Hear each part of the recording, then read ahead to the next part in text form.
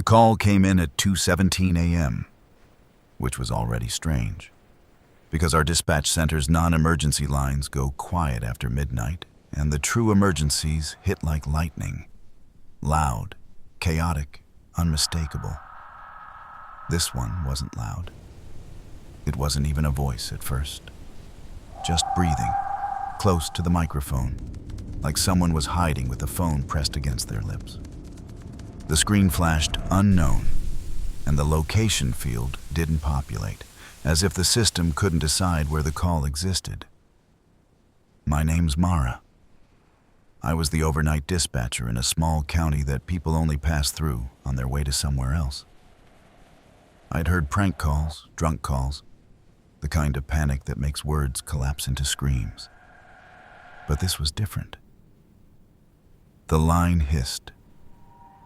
Then a whisper slid through, thin and careful. "Don't hang up." I sat up straighter, hand hovering over the keyboard. 911, what's your emergency? I said, keeping my voice steady because that's the first rule. Keep them anchored. Keep yourself anchored. Another pause, breathing again. Then, he's not here, but he's still here. The words didn't make sense, but the tone did. Someone trying not to be heard. I pulled up the call detail panel. No number, no tower, no phase, just a blank where the metadata should have been, like the system had swallowed it. "Okay," I said, slow, careful. "Tell me where you are." The whisper came back with a sound underneath it. Soft, rhythmic, almost metallic, tap, tap, tap. Like knuckles on a hollow door. "I can't say it," the caller breathed. "If I say it, it hears." My skin tightened at the back of my neck.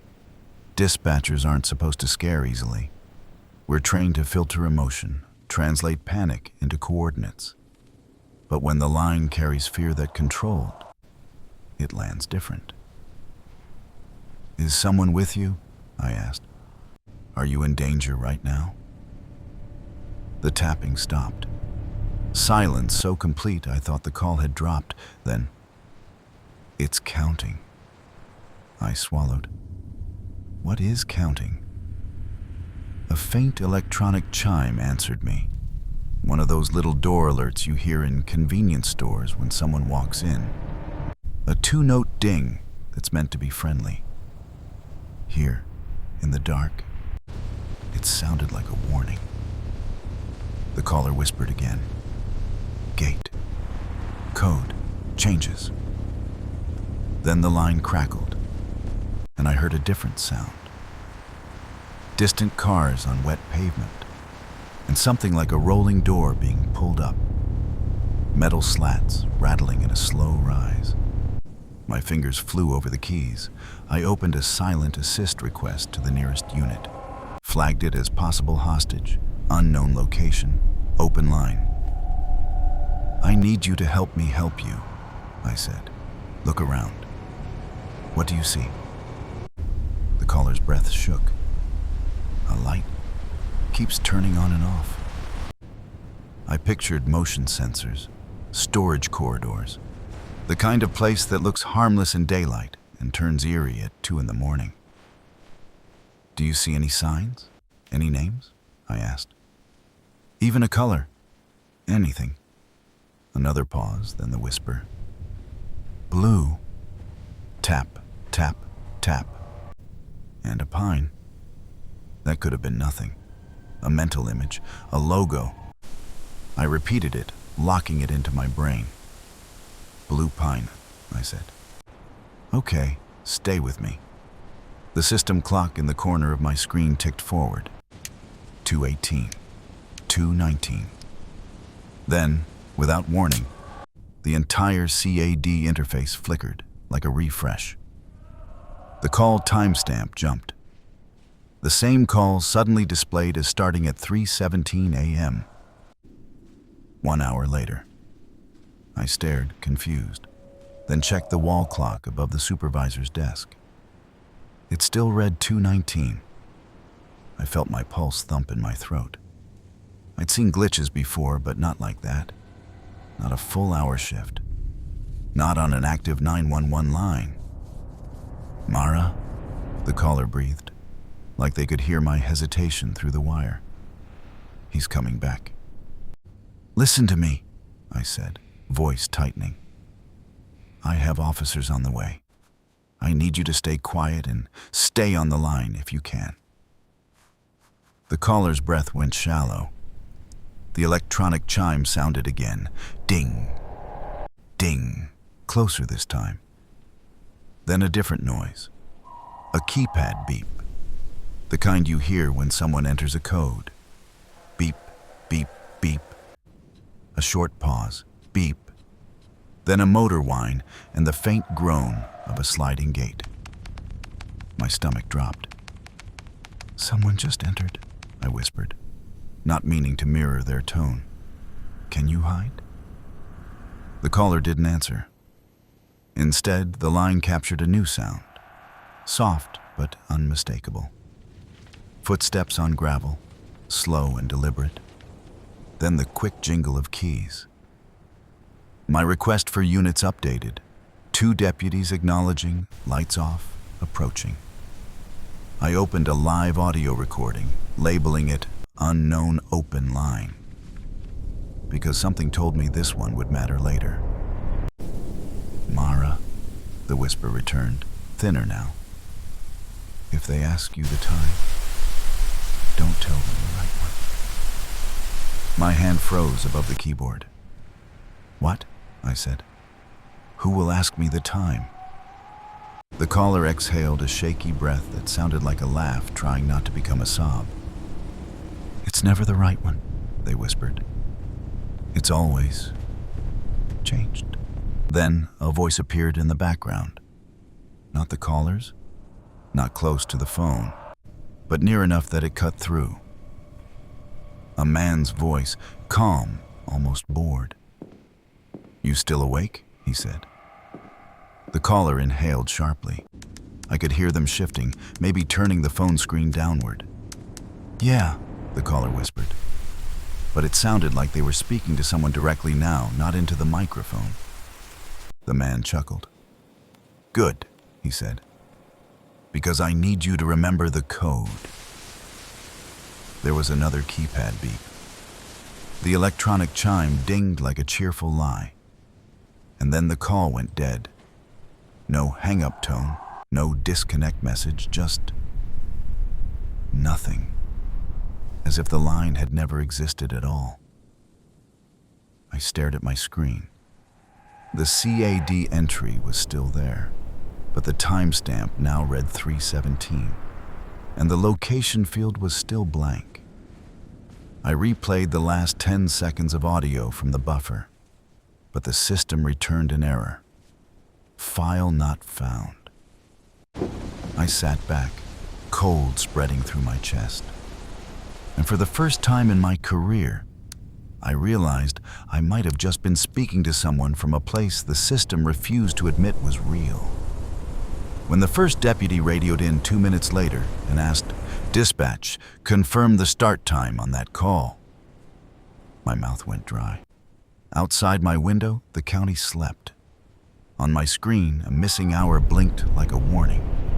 And somewhere out there, behind a gate and a code that changes, someone had just said, "Remember the code," like it mattered more than a name, more than a life. "Dispatch, confirm the start time on that call," Deputy Raines said over the radio, his voice low like he didn't want the night to hear him. I stared at the CAD entry, at the timestamp that had jumped a full hour, and I felt something inside me hesitate. The caller's last warning replayed in my head. "If they ask you the time, don't tell them the right one." My throat went dry. "Start time shows 3:17, I said. forcing the words out like they were normal, like my screen hadn't been lying to me for the last 8 minutes. There was a pause, then the deputy exhaled, sharp. "Negative," he said. "My dash cam time is 2:22. My watch is 2:22. You sure?" The second deputy keyed in, voice clipped. "Dispatch, we're at the industrial strip by the old rail line. No address, no sign, just fence and fog." I tightened my grip on the edge of the desk. "Copy," I said. "Look for anything that matches blue or pine." The caller said those words. I heard gravel crunch under their tires, then the faint whine of a slow turn. "There's a faded sign," Rain said. "Can't read it. But there's a blue light over the entrance, like a bulb. We're rolling in." My fingers moved without me thinking. I pulled our county property map, then zoning overlays, then a business directory so old it still listed payphones. The industrial strip had a blank spot where records went thin, like someone had erased a neighborhood with an administrative sigh. No named businesses, no parcel details. Just a shape of land marked storage and utility. I switched to a different system, the one dispatchers use when CAD won't give answers. Old school. A line of addresses tied to gate permits. And there it was, buried halfway down the list. A facility registered under a holding company with a name so generic it felt intentional. The only thing that stood out was the permit note. Blue Pine Access. I didn't tell myself it was a coincidence. I'd learned not to trust coincidences at 2 a.m. "Rains?" I said, keeping my voice calm. "Possible match. Facility access is filed under Blue Pine. I'm sending the approximate coordinates to your MDT." He didn't respond right away. When he did, his voice had changed. "Gate's open," he said. "Keypad is lit. Someone was here recently." The second deputy, Ortega, added, "There's a little speaker by the office door, like a store chime, two-tone. It just dinged when we walked past." My stomach tightened. "Be cautious," I said. "You have an open line call, possible hostage." Silence. Then Rains again, quieter. "Dispatch. There's no unit numbers on these doors. Plates are blank, like they were replaced." I stared at my screen, and for a second the call entry blinked, like a heartbeat. The location field stayed empty. The audio file stayed missing. But something else populated in a corner of the call detail panel, something I hadn't seen before. A tiny internal reference tag. Not a phone number, not a tower. 4 characters that looked like a unit code. U39. I leaned forward, pulse hammering. "Rains," I said. "Do you see anything like 39 or Unit 39? He didn't answer. I heard footsteps echoing, distant metal rattle. Then the motion sensor light hum, turning on with that sudden sterile brightness that makes shadows look sharper. "Ortega found something," he said. "Not a number. A fresh padlock. New. Still shiny. No branding." "Copy," I said, though my voice didn't feel like mine. "Do not open without backup." Ortega keyed in, breath audible. "We already called for a supervisor. But, dispatch, listen. The office door is unlocked." Another ding from the chime, muffled through the radio. Then a faint beep, beep, like a keypad being pressed again. Not by them, but somewhere else in the facility. "Did you touch the keypad?" I asked. "Negative," Ortega said. "We're inside the office. It smells like cleaner, like someone tried to erase a room." My eyes flicked to the timestamp again. 3:17 a.m. It was still wrong. And now it felt less like a glitch and more like an instruction. Rain spoke, and for a second the radio crackled like it was being squeezed. "Dispatch, we're getting movement." "Where?" I asked. "Down the corridor," he said. "Motion light just came on at the far end. Nobody should be down there." I swallowed hard. "Hold position," I said. "Wait for backup." He didn't answer. I heard him breathing, then the soft scrape of boots on concrete. "Rains!" Ortega snapped. "Stop!" Another sound cut in, almost too quiet to catch. Tap, tap, tap. The same rhythm the caller had One given near me. you. Mm-hmm. Knuckles And this on why metal. Dogamelth is Then protesting the in size two-tone chime already. rang again, I told Tree. cheerful and wrong. "Dispatch," Ortega whispered. "I think the sound is coming from behind one of these doors." My hand hovered over the radio. Then I forced my voice steady. "Announce yourselves. Loud. Call it out." Rains's voice came back, controlled, professional. "Sheriff's office. If you can hear me, call out." Silence. Then faintly, a whisper through the radio feed, not from their microphones, but from somewhere close to them. "Don't say the time." I went cold. "Ortega," I said. "Did you just say that?" Ortega's reply was instant. "Negative. That was not me." A third unit keyed in, Supervisor Hale, finally arriving. "Dispatch, we're on scene. What do we have?" I opened my mouth to speak and realized I didn't know what "we have" meant anymore.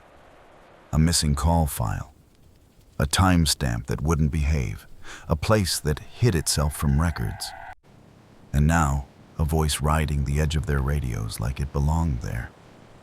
"Possible open line 911, I said carefully.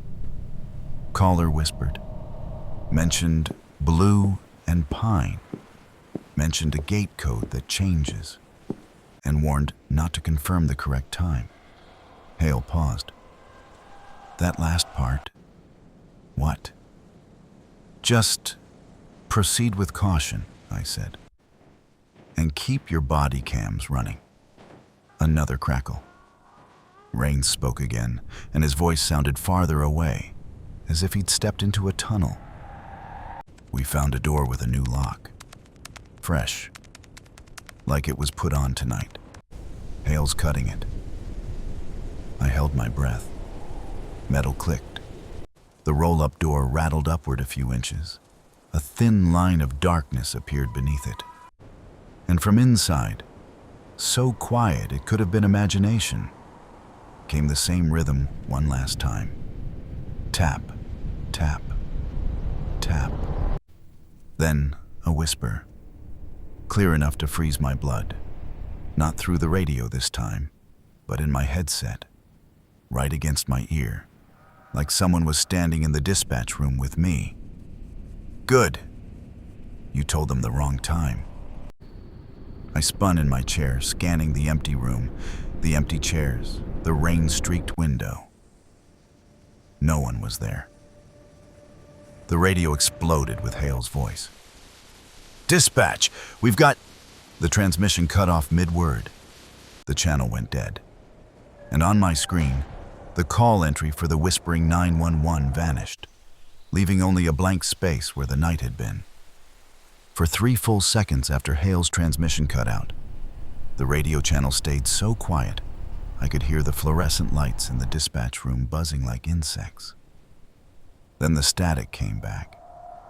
Not the normal hiss, but a tight, strained crackle, like someone was pinching the signal between 2 fingers. "Unit on scene. Repeat your traffic," I said, leaning into my mic. "Supervisor Hale, Deputy Rains, Deputy Ortega, copy?" Nothing. I tried the secondary channel. Nothing. I tried the mutual aid talk group. Nothing. It was like the whole facility had dropped into a pocket where radios went to die. My CAD still showed the call as if it had never happened. No incident number, no location, just the blank. The only thing left was that tiny internal tag I'd glimpsed, U39, burned into my memory like a bruise. I forced my hands to move anyway, because if I stopped moving, I'd start thinking about what I'd heard in my headset, right against my ear, like someone was standing behind my chair. I sent a priority page to the nearest state patrol post. I called the fire dispatcher in the next county for a radio check. I even called our telecom desk, the one nobody answers at night, just to leave a message that felt stupid the moment it left my lips. If you're awake, something is wrong with time.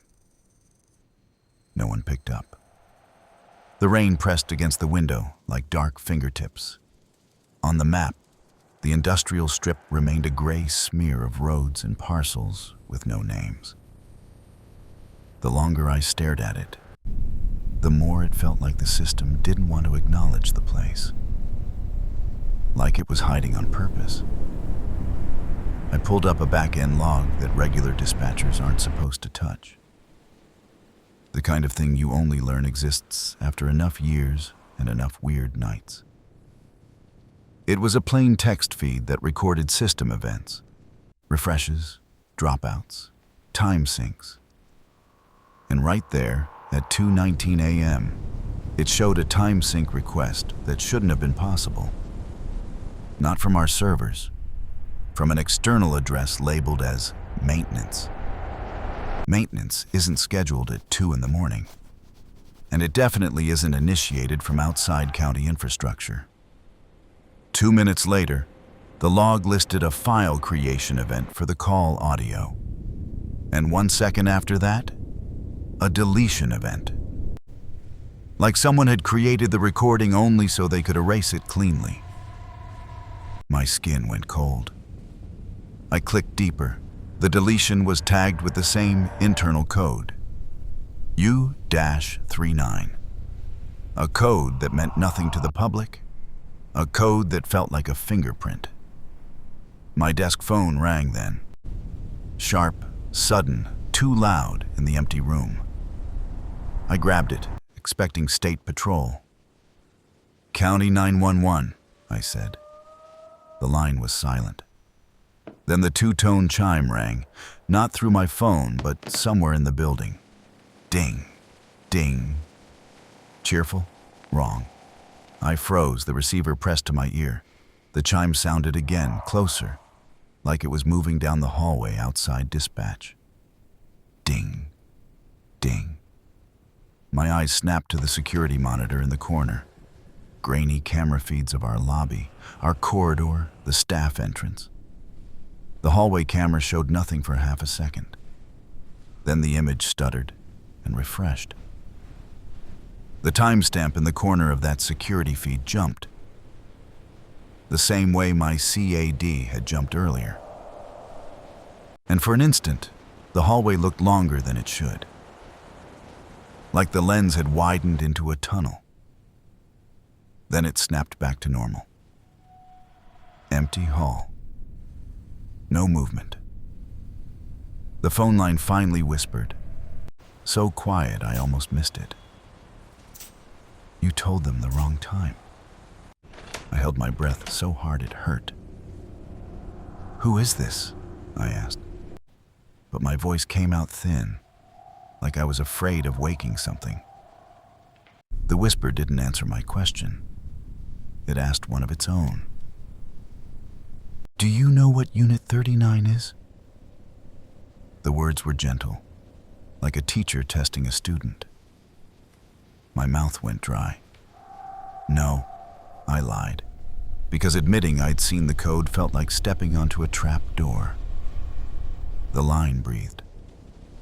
"It's not a unit," the whisper said. "It's a place."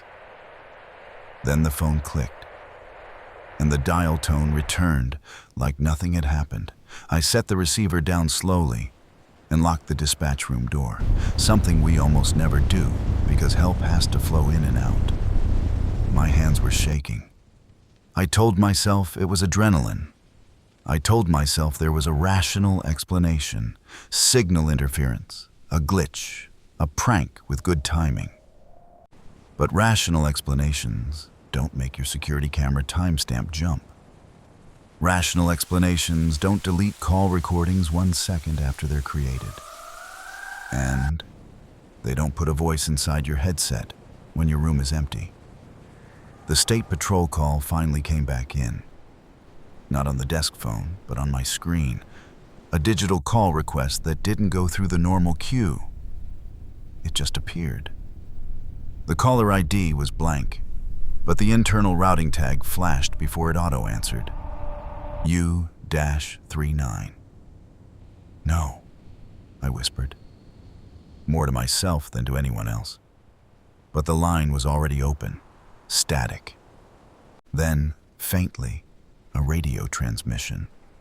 Hale's voice, distorted, stretched, like it was being played from a tape that had melted. Dispatch, if you can hear me, do not... The message tore itself apart in static. Another voice tried to push through.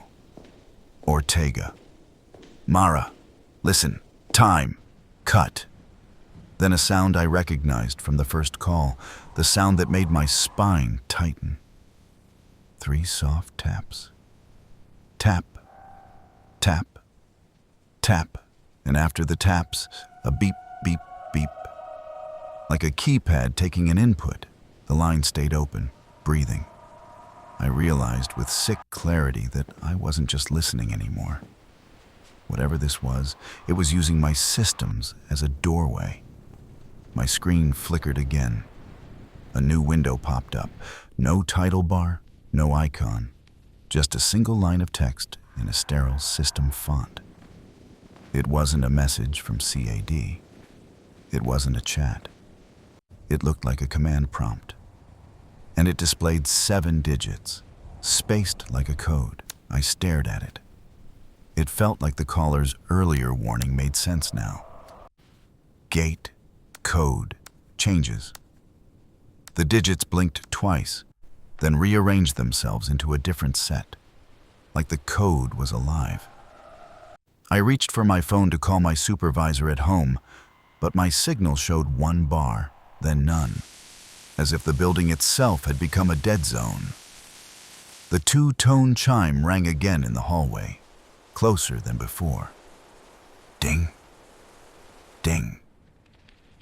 I turned off the dispatch room lights and watched the hallway camera feed with my heart punching at my ribs. For a moment, the corridor stayed empty. Then the camera stuttered again, and in that half-second of distortion, I saw a silhouette at the far end of the hall. Too tall, too still. When the feed snapped back, it was gone. I pressed my palm to the desk to stop it shaking. Okay, I whispered to the empty room. Okay, you want time. You want me to say it. My eyes darted to the wall clock. 2:41 a.m. The CAD clock, still wrong, read 3:41. The security feed read 1:41 for a second, then corrected itself. The building felt like it was slipping on its own timeline. The line remained open. The breathing stayed there. And then the whisper returned, patient as ever. Tell me what time it is, Mara. The way it said my name made my stomach drop. I didn't know how it knew. I didn't know how deep this went. But I knew one thing. Every time I told the truth, something bad happened. The deputies went silent. The call erased itself. The hallway stretched. So I did the only thing I could do. I lied again. It's 3:17, I said, choosing the exact time my system insisted on, the time that didn't belong. The breathing on the line stopped. For the first time all night, There was silence that felt satisfied. And then, faint, far away, like a door unlocking at the end of a long corridor, I heard the radio crackle back to life. Ortega's voice, raw and urgent, burst through. "Dispatch! We're out! We're—" Static hammered the channel, but one phrase cut through clean as a knife. "Unit 39 isn't on your map." The transmission died again. On my screen, the blinking code window vanished, and the hallway chime rang one last time, right outside my door. Ding, ding, like someone had just arrived. Subscribe to the channel. There will be new stories every day.